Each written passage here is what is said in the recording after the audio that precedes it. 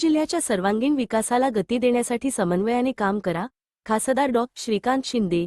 दिशा समितीच्या बैठकीत शिक्षण, आरोग्य, पर्यावरण, पायाभूत सुविधा व कल्याणकारी योजनांचा सविस्तर आढावा. ठाणे.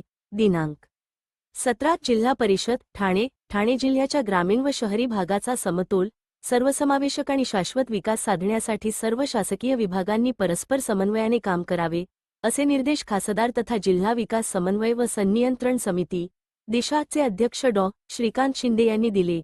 जिल्हा ग्रामीण विकास यंत्रणा ठाणे यांच्या वतीने आज नियोजन भवन, जिल्हाधिकारी कार्यालय ठाणे येथे आयोजित करण्यात आलेल्या जिल्हा विकास समन्वय व संनियंत्रण समिती दिशा बैठकीच्या अध्यक्षस्थानावरून ते बोलत होते.